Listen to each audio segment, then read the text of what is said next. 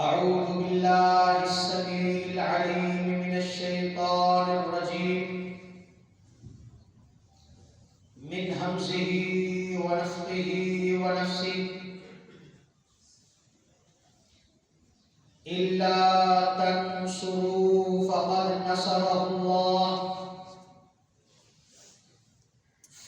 نصره الله إذ أخرجه الذين كفروا ثاني اثنين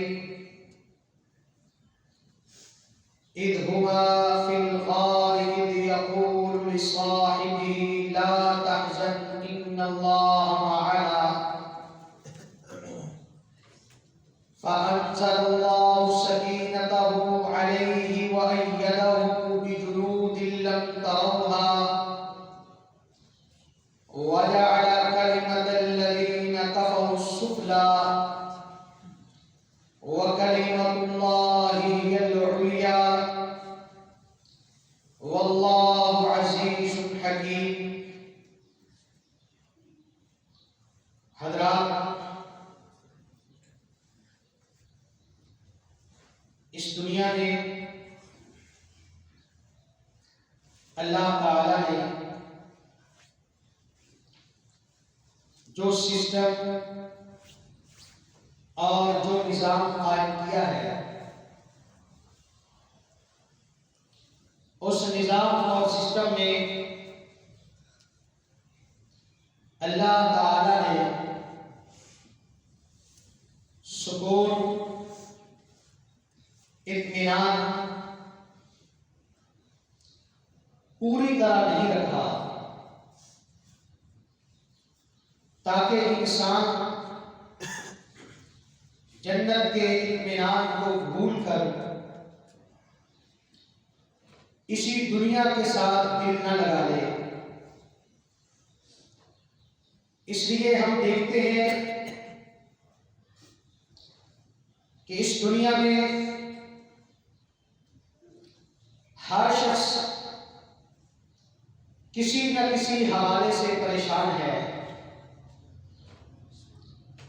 اگر کسی کے پاس مال ہے وہ صحت نہیں، صحت ہے تو کھانے کو رزق نہیں، رزق ہے تو اور کئی قسم کی پریشانیاں اس کے ساتھ موجود ہیں. تو اس دنیا میں رہتے ہوئے پریشانیاں، مسائل، بیماریاں، تکالیف، یہ انسان کی زندگی کا حصہ ہے. یہ پریشانیاں سب لوگوں کو آتی ہیں، لیکن انسانوں کا پریشانیوں کے آنے کے بعد، مسائل کے ٹوٹ پڑنے کے بعد، مصیبتوں کے آنے کے بعد ہر انسان کا رویہ دوسرے سے مختلف ہوتا ہے. کچھ لوگ مایوس ہو جاتے ہیں، کچھ لوگ منتقم مزاج ہوتے ہیں اور دنیا سے اس کا انتقام لینے کے لیے نکل کھڑے ہوتے ہیں، اور کچھ لوگ نشے اور منشیات کا راستہ منتخب کر لیتے ہیں، اور کچھ لوگ زنا، بدکاری اور موسیقی کا راستہ اختیار کر لیتے ہیں کہ کسی طرح ان مسائل سے ہمیں چھٹکارا مل جائے، ان سے ہماری جان چھوٹ جائے، زندگی کا کوئی لمحہ ہمیں سکون سے، اطمینان سے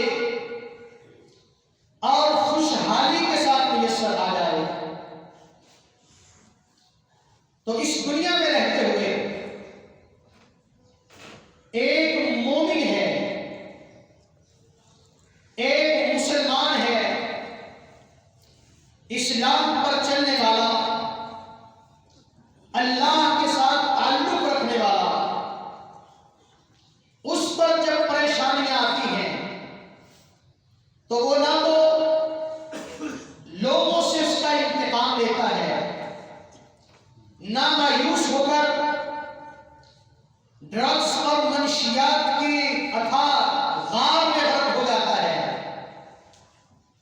بلکہ اس کا رویہ عام دنیا داروں سے مختلف ہوتا ہے۔ اور یہ بات ذہن میں رکھ لیں کہ وہ لوگ جو خودکشیاں کرتے ہیں، جو ڈاکو بن جاتے ہیں، جو دنیا میں لوٹ مار کرتے ہیں، وہ مجبور ہو کر ایسا نہیں کرتے۔ ہمارے ہاں عام طور پہ معاشرے میں یہ بات پائی جاتی ہے کہ اس نے مجبور ہو کے ایسا کر لیا، اس کے پاس اس کے علاوہ کوئی راستہ نہیں بچا تھا۔ ایسی بات بالکل نہیں۔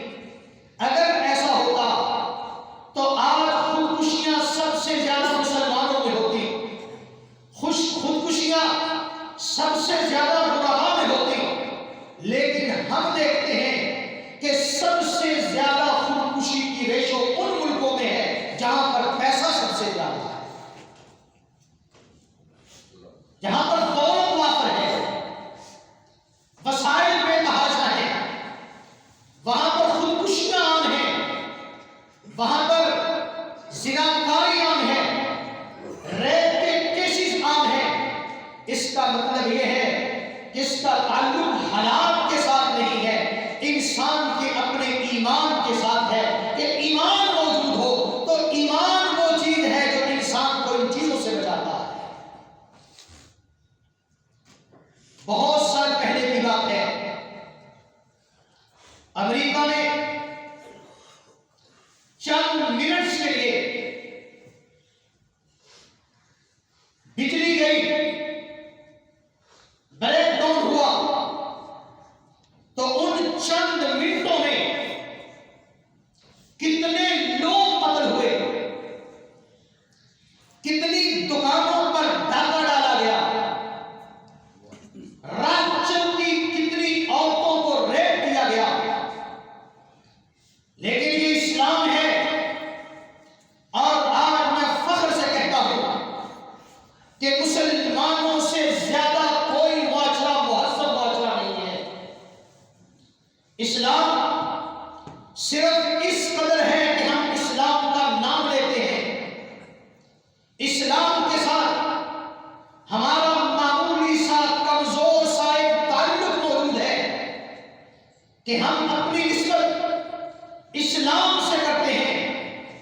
اور آپ نے دیکھا، بلکہ ساری دنیا نے دیکھا کہ کتنے گھنٹوں تک پورے ملک میں لائٹ نہیں تھی، لیکن کہیں ڈاکہ نہیں ڈالا گیا، کسی ایک خاتون کا بھی ریپ نہیں کیا گیا، رات چلتے لوگوں کو لوٹا نہیں گیا، اس دوران کوئی قتل نہیں ہوا۔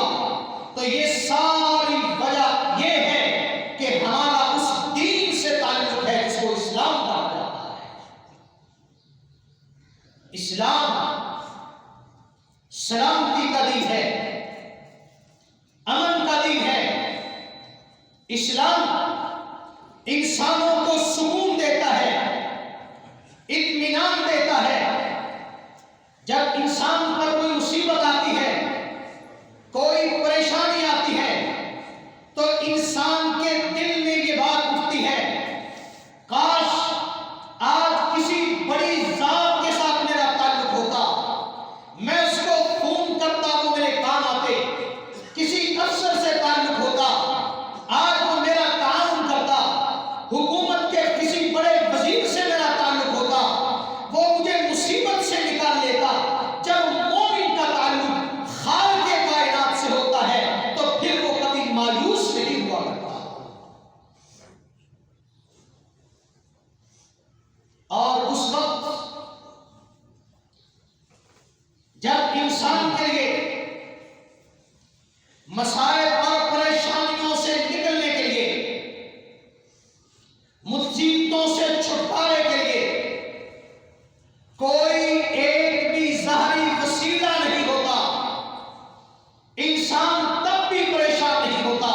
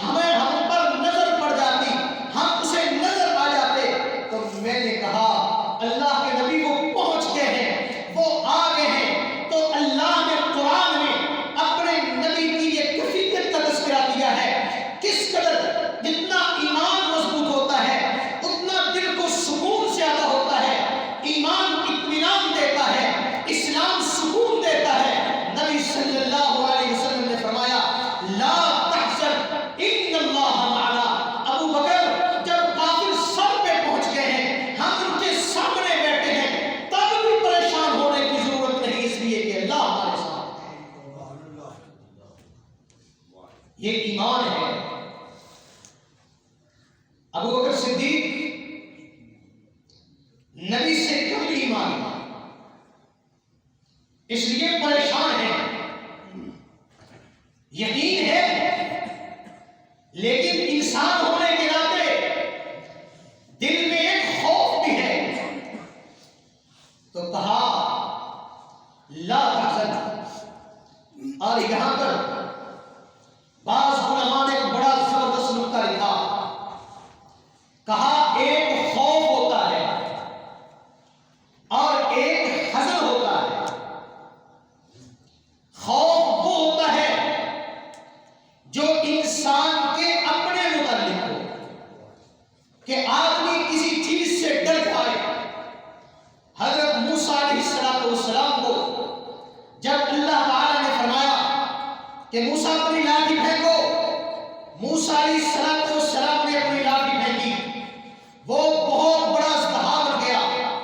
موسیٰ علیہ السلام ڈر گئے تو اللہ تعالی نے فرمایا موسیٰ لا تخف، ڈرو نہیں.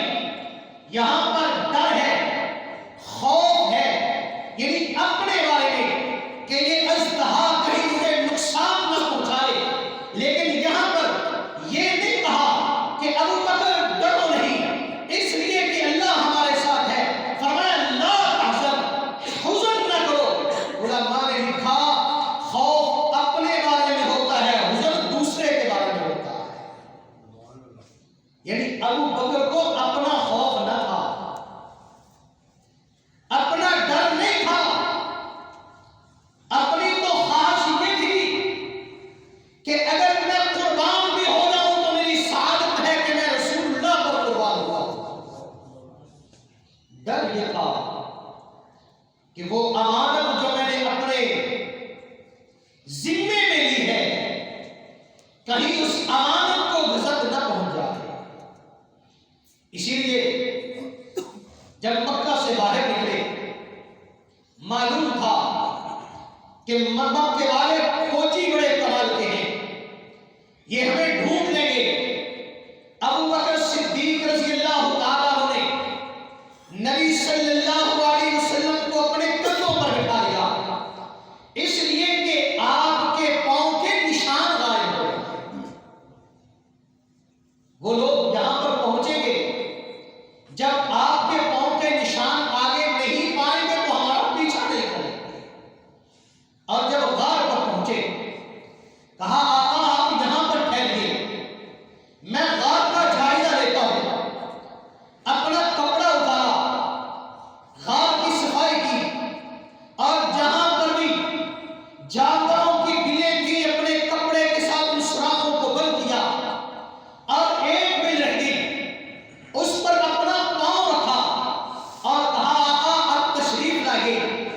اور نبی صلی اللہ علیہ وسلم کے ایمان کی حالت یہ تھی کہ نبی صلی اللہ علیہ وسلم غار میں گئے، ابو بکر جاگتے رہے اور نبی صلی اللہ علیہ وسلم غار میں سوتے رہے. یہ وہ تسکین ہے، یہ وہ اطمینان ہے کہ دشمن پیچھے ہے، قاتل پیچھے ہے، پتہ ہے کہ وہ ڈھونڈیں گے، انعام کا پتہ چل گیا، لیکن سرور کونین اپنے ایمان کی وجہ سے اطمینان اور سکون سے سو رہے ہیں. اور جب سانپ نے کاٹا ابو بکر صدیق کہتے ہیں مجھے تکلیف بڑی تھی لیکن میں ہل بھی نہ سکا. کیوں؟ اس لیے کہ میرے رام پر سر رکھ کے اللہ کے نبی سو رہے ہیں. میرے تو آنکھوں سے بے اختیار جب آنسو نکلے، سرور کونین کے چہرے انور پر پڑے تب آپ کو جاگ آیا.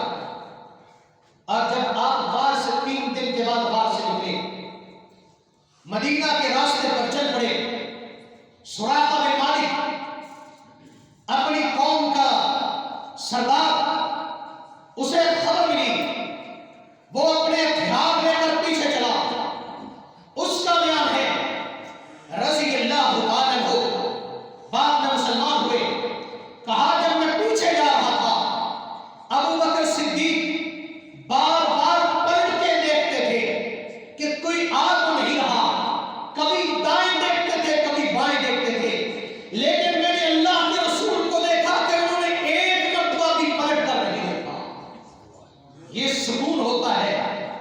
یہ اللہ سے تعلق، اللہ رب العزت سے انسان کی نسبت، اللہ پر ایمان، اللہ پر توکل جو ہوتا ہے وہ انسان کو نہایت پریشانی کے عالم میں بھی پریشان نہیں ہونے دیتا۔ اللہ کے نبی حضرت موسیٰ علیہ السلام جب اپنی قوم کو لے کر نکلے، اندھیری رات تھی، راستہ بھول گئے، اور میں کہتا ہوں بھولے نہیں، بھلائے گئے۔ اللہ رب العزت اپنی قدرت دکھانا چاہتا تھا۔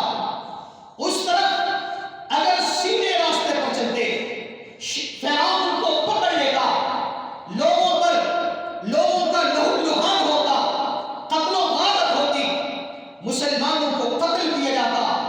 اللہ نے اندھیری رات میں بھلا دیا، بھول کر دریا کی طرف چل پڑے۔ صبح ہوئی، دریا کے کنارے پر پہنچے، لوگوں نے کہا موسیٰ ہم تو بھول گئے ہیں، یہ غلط راستے پہ آ گئے، آگے دریا آ گیا ہے۔ پیچھے پلٹے، جب پلٹنے لگے دیکھا پیچھے سے فرعون کی فوجیں ہیں۔ اب ذرا سوچئے، بچنے کا بظاہر کوئی راستہ نہیں ہے،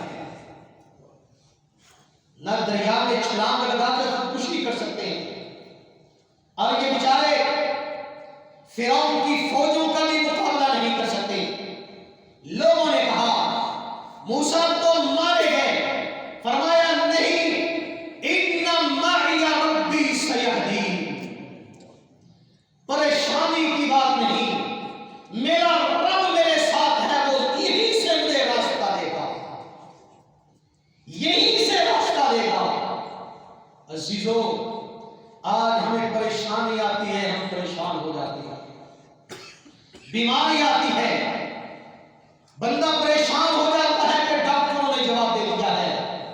عزیزو، یہی تو ایمان ہے، یہی تو توکل ہے کہ انسان کا، مسلمان کا اس خالق و مالک سے تعلق ہے جو نہ تو اسباب کا محتاج ہے، نہ کسی ذرائع کا محتاج ہے، نہ کسی وسیلے اور ہیلے کا محتاج ہے۔ اللہ وہ ہے جو جلتی ہوئی آگ کو ابراہیم کے لیے گلزار بنا دیا کرتا ہے، وہ اسباب نہیں دیکھتا، اسباب میرے آپ کے لیے ہیں۔ جب اسباب ختم ہو جائیں تو پھر اللہ کا تعلق وہی انسان کو بچایا کرتا ہے۔ تو جس قدر تعلق مضبوط ہوگا، ہمارا لوگوں سے تعلق ہوتا ہے نا، کوئی بندہ کہتا ہے کہ فلاں تو میرا فون نہیں اٹھاتا، کہتا ہے جب لاؤ میں کرتا ہوں، دیکھتا ہوں کھاتا کہ نہیں کھاتا۔ ابھی دیکھو یہ کیا ہے، یہ بھروسہ ہے، یہ بھروسہ ہے، یہ تعلق ہے۔ جتنا تعلق کسی سے مضبوط ہوگا اتنا پریشانیوں میں وہ آپ کے کام آئے گا۔ حضرت یعقوب علیہ السلام کو دیکھیے، بیٹوں نے کہا بابا بھائی کو بھیڑیا کھا گیا ہے، اب تلاش کرنے کا کوئی راستہ نہیں، معلوم نہیں انہوں نے میرے بیٹے کے ساتھ کیا کیا ہے، لیکن رب سے جو تعلق تھا، دعا کا تعلق، علم کا تعلق، ایمان کا تعلق، اس نے یعقوب علیہ السلام کو ساری زندگی کھڑا رکھا اور مضبوط رکھا۔ 30 سال کے بعد کیا کہا بیٹو جاؤ بنیامین کو بھی تلاش کرو اور یوسف کو بھی تلاش کرو۔ 30 سال کا بظاہر ملنے کی کوئی امید نہیں ہے، پتہ لگانے کا کوئی ذریعہ نہیں ہے، تلاش کرنے کا کوئی راستہ نہیں ہے، لیکن مایوس نہیں ہوئے۔ بیٹے کہتے ہیں بابا اب تو اتنی دیر گزر گئی، آپ ابھی بھی یوسف کو نہیں بھولے، اب کہاں ملے گا؟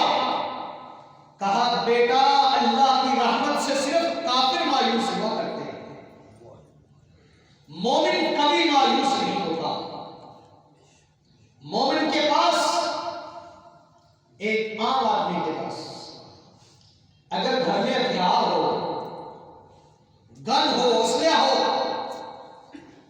تو آدمی چوروں سے اور ڈاکوؤں سے ڈرتا نہیں کہ کوئی بات نہیں، اگر کوئی آئے گا تو میرے پاس ہتھیار موجود ہے، اسلحہ ہے، میں مقابلہ کروں گا، کسی کو جرأت نہیں میری طرف کوئی میری آنکھ سے دیکھ لے، میرے پاس بندوبست موجود ہے۔ تو جس کے پاس دعا کا ہتھیار ہو اسے کسی اور ہتھیار کی ضرورت نہیں رہتی، وہ کسی سے ڈرا نہیں کرتا۔ جس کے پاس رب کے ساتھ مضبوط تعلق کا رشتہ ہو، ایمان کا رشتہ ہو، نسبت کا تعلق ہو، وہ پھر دوسروں کی چوکٹوں پر جھکا نہیں کرتا۔ وہ شخص جس کے پاس تقدیر پر ایمان ہو وہ پھر کبھی مایوس نہیں ہوا کرتا۔ تو عزیزوں، ہمیں چاہیے کہ ہم اپنے ایمان کو درست کریں، اپنے ایمان کو درست کریں، اللہ سے تعلق کو مضبوط کریں۔ ایمان کا مطلب صرف اللہ کو مان لینا نہیں ہوتا، اللہ سے تعلق ہو، عبادت کا تعلق، ریاضت کا تعلق، ذکر اذکار کا تعلق، قرآن کے تلاوت کے ذریعے اللہ سے تعلق اور اللہ کی اطاعت کا تعلق ہو، اور ایسے وقت میں وہ تعلق جوڑا جائے کہ جب انسان کو بظاہر کوئی پریشانی نہ ہو، انسان کو کوئی خوف نہ ہو۔ نبی صلی اللہ علیہ وسلم نے فرمایا کہ لوگوں، جب تم امن اور سکون سے ہو، صحت اور تندرستی کی حالت میں ہو، خوشحالی میں ہو، اس وقت اللہ کو پکارا کرو، تو جب تم پریشان ہوگے تب اللہ تمہیں یاد کیا کرے گا۔ اس لیے تعلق، اللہ کے ساتھ تعلق وہ ہر وقت رہنا چاہیے، اور جتنا مضبوط تعلق ہوگا اتنا انسان کے اندر کانفیڈنس پیدا ہوگا، امن پیدا ہوگا، سکون پیدا ہوگا، اللہ رب العزت کے ساتھ تعلق ہوگا، انسان بے خوف ہو جائے گا، انسان کسی بھی جگہ پر، کسی بھی حالت میں، کوئی بظاہر مسائل بچنے کے ہو یا نہ ہو، ڈاکٹر اس کو اس مرض کو سمجھتے ہو یا جواب دے دے، لیکن انسان مسلمان ہو تو کبھی مایوس نہیں ہوتا، اس لیے کہ وہ سمجھتا ہے کہ میرا تعلق اس رب کے ساتھ ہے جو اسباب کا محتاج نہیں ہے، جو ذرائع کا محتاج نہیں ہے، جو دوائیوں کا محتاج نہیں ہے۔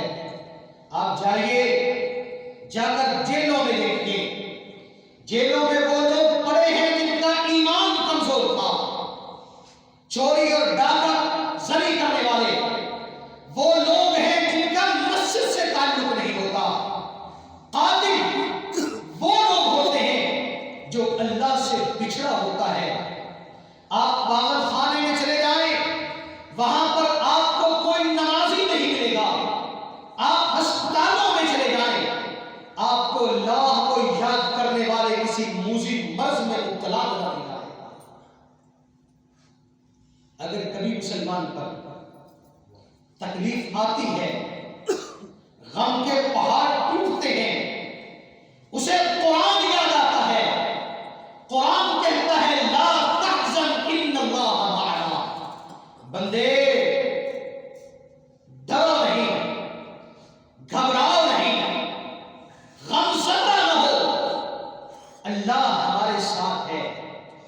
اگر کسی جگہ پر انسان مشکلات میں گر جائے، نکلنے کا راستہ نہ مل رہا ہو، اس وقت قرآن پکار کر کہتا ہے مومن ہے اگر تو پھر تیرا رب سے تعلق ہے، یہ کہہ ان ربی معی ربی سیہدین، کہ میرا رب میرے ساتھ ہے، وہ ادھر سے راستہ نکالے گا، اور پھر اللہ راستہ نکالا جاتا ہے، اللہ اسی طرح راستہ نکالتا ہے جس طرح موسیٰ علیہ السلام کے لیے نکالا تھا، اسی طرح آپ کے لیے پریشانیوں کو ختم کرے گا، جس طرح نبی صلی اللہ علیہ وسلم پر پریشانیاں ٹوٹ پڑی تھی لیکن آپ ساری زندگی میں کبھی گھبرائے نہیں، اس لیے کہ رب سے تعلق مضبوط تھا۔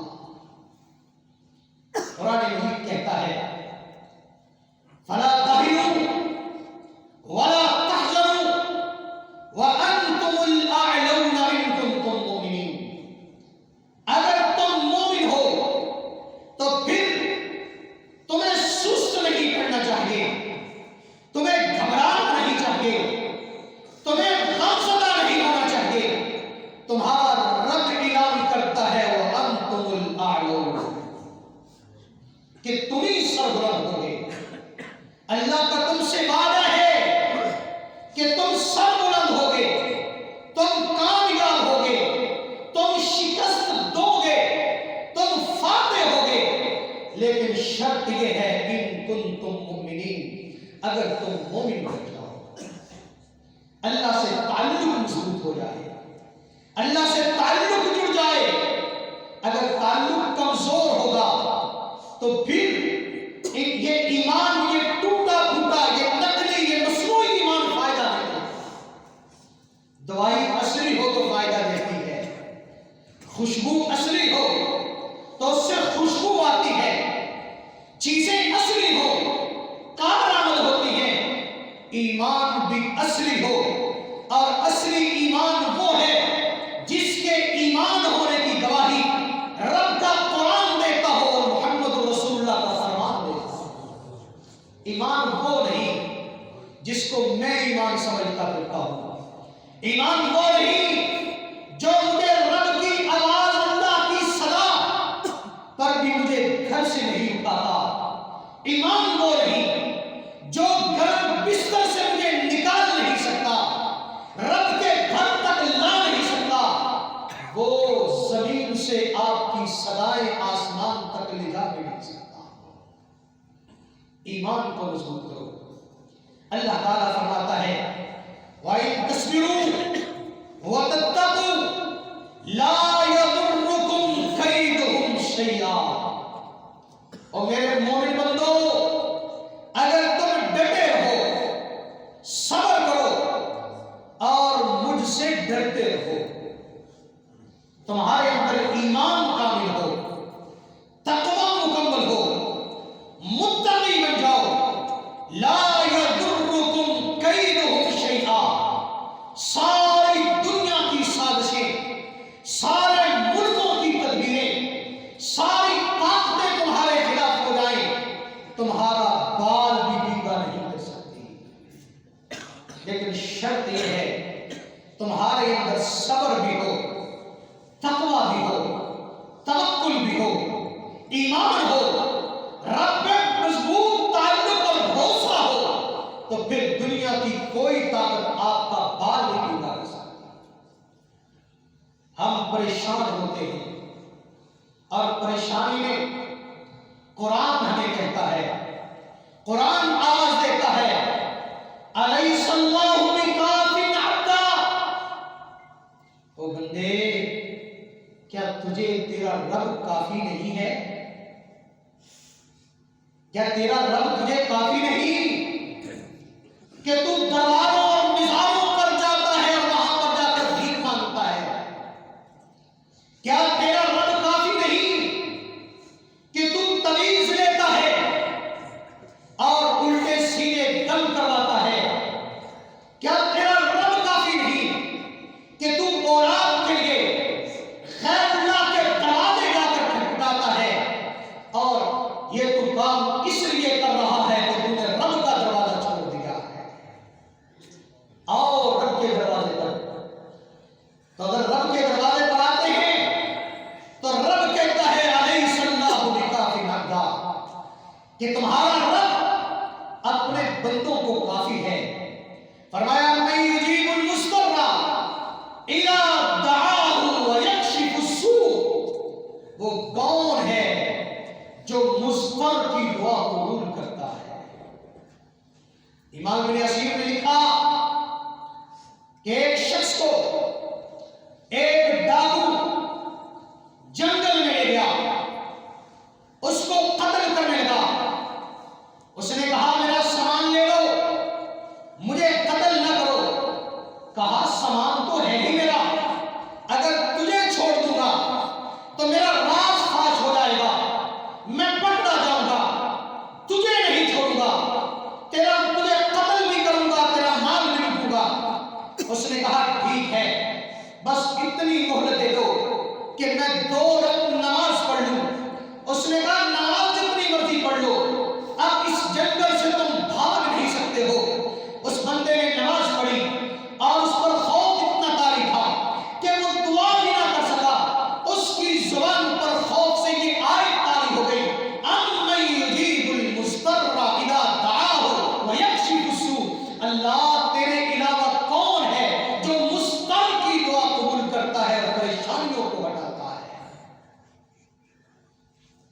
ابھی 2 رکعت پوری نہیں کی تھی، یہاں پر کوئی بچانے کے اسباب، کوئی فورس، کوئی پولیس، کوئی فوج، کوئی پہرے دار، کوئی ٹیلی فون، کچھ نہیں۔ ہاں ایک ٹیلی فون نمبر اس کے پاس تھا اور وہ تھا 2 رکعت نماز۔ اس نے یہی فون ملانے کا پروگرام بنایا، نماز شروع کی، یہ دعا پڑھنے لگا۔ ابھی 2 رکعت پوری نہیں ہوئی تھی کہ سامنے سے ایک گھوڑ سوار بھاگتا ہوا آیا اور آتے ہی اس نے اس ڈاکو کو قتل کر دیا۔ اس نے جلدی سے سلام پھیرا، اس کا دامن تھام لیا، کہا بتاؤ اس جنگل میں میری مدد کے لیے جو آئے ہو تم کون ہو؟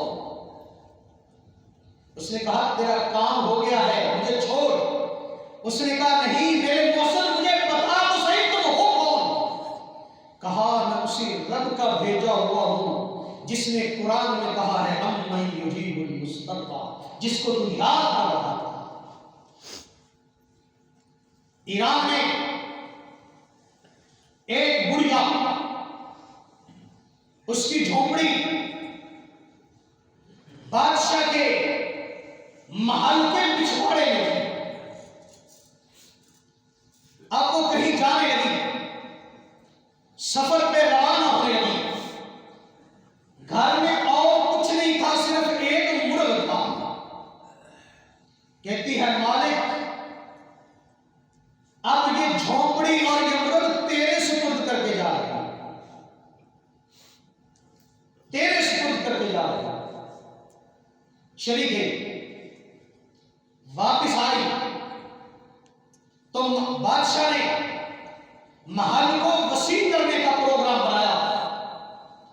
بادشاہ کے کرندوں کے نے اس کی جھونپڑی بھی گرا دی اور اس کا مرغ بھی ذبح کر کے کھا لیا۔ واپس آئی، جب یہ منظر دیکھا اس نے آسمان کی طرف نگاہ اٹھا کے کہا اللہ میں تو غیب تھی، تو غیب نہیں تھا، میں تو چلی گئی تھی اور اس لیے گئی تھی کہ یہ سب کچھ میں نے تیرے سپرد کیا تھا۔ رات نہیں پڑی تھی، اسی رات بادشاہ کے بیٹے نے اس بادشاہ کو قتل کر کے خود بادشاہ ہو گیا اور اس گڑیا کو اپنی جھونپڑی دوبارہ بنانے کا موقع مل گیا۔ عزیزو، اللہ ہر جگہ پر ہے۔ یہ موبائل کا سگنل کہیں آتے ہیں کہیں نہیں آتے، کبھی کسی سے بات ہو پاتی ہے کبھی نہیں ہو پاتی ہے، کوئی کام آ سکتا ہے کوئی کام اس سے بڑا ہوتا ہے جس کے ساتھ ہمارا تعلق ہوتا ہے، لیکن اللہ وہ ذات ہے الیس اللہ بکاف عبدہ۔ آئیے رب کے ساتھ اپنا تعلق مضبوط کریں، اسی کو توکل کہتے ہیں۔ جب توکل مضبوط ہو جائے، تعلق جڑ جائے تو پھر انسان کبھی مایوس نہیں ہوا کرتا اور کبھی غلط قدم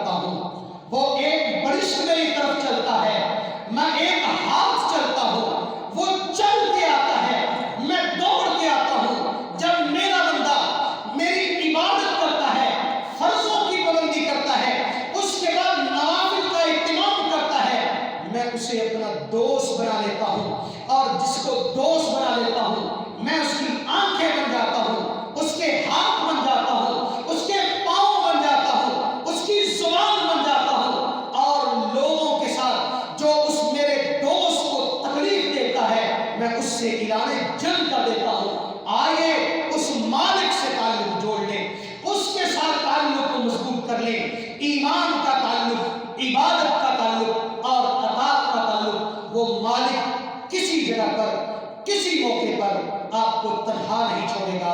وآخر